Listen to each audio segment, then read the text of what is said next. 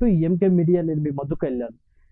తెలంగాణ రాష్ట్ర ముఖ్యమంత్రి యనుమల రేవంత్ రెడ్డి గారు ఈరోజు మహబూబాబాద్ లోక్సభ స్థానానికి సంబంధించిన నేతలతో సమీక్ష నిర్వహించడం జరిగింది.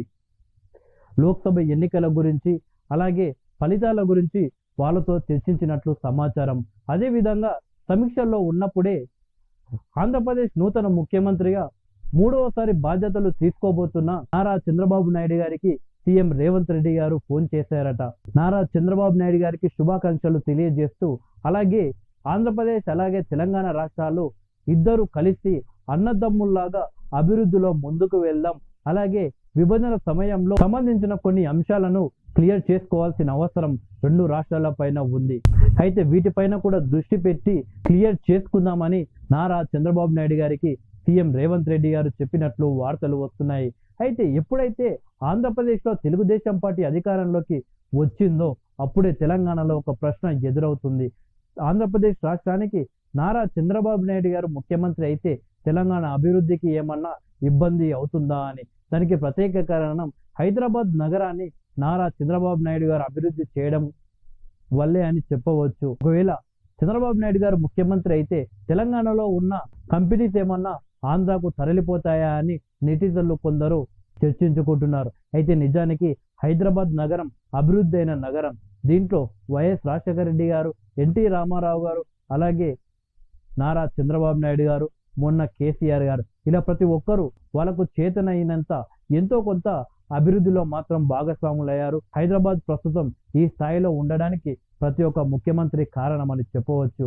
అంత మాత్రాన చంద్రబాబు నాయుడు గారు ముఖ్యమంత్రి అయినంత మాత్రాన హైదరాబాద్ అభివృద్ధి ఆగిపోయి ఇక్కడి కంపెనీలు మొత్తం అక్కడికి పోతాయంటే అంతా ప్రతిపక్షాల మాటలు తప్పితే అందులో ఏమాత్రం నిజం కాదు.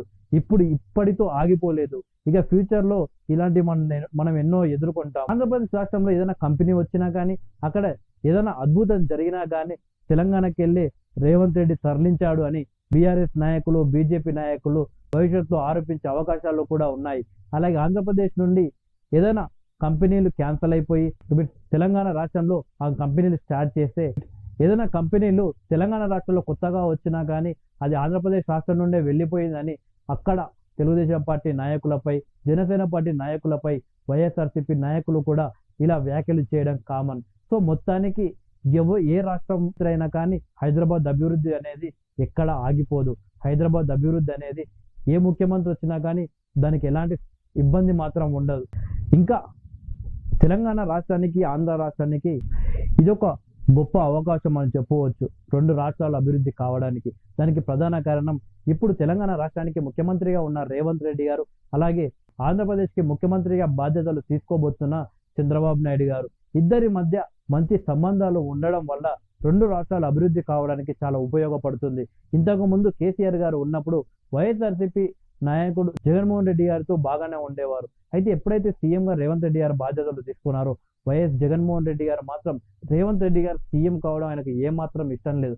అందుకే రేవంత్ రెడ్డి గారు చాలా సందర్భాల్లో ఇద్దరం కలిసి ముందుకు వెళ్దాం, రాష్ట్రాన్ని అభివృద్ధి పదంగా తీసుకువెళ్దాం రెండు రాష్ట్రాన్ని చెప్పినా కానీ జగన్మోహన్ రెడ్డి గారు పెద్దగా పట్టించుకోలేదు, స్పందించలేదు. సీఎం రేవంత్ రెడ్డి గారు బాధ్యతలు తీసుకున్నప్పుడు కూడా ఎలాంటి శుభాకాంక్షలు కూడా జగన్మోహన్ రెడ్డి గారు తెలియజేయకపోయారు. అంటే అస్సలు సీఎంగా రేవంత్ రెడ్డి గారు బాధ్యతలు తీసుకోవడం ఏమాత్రం జగన్మోహన్ రెడ్డి గారికి ఇష్టం లేదు. కేసీఆర్ మరోసారి ముఖ్యమంత్రి కావాలని జగన్మోహన్ రెడ్డి గారికి ఉన్నది.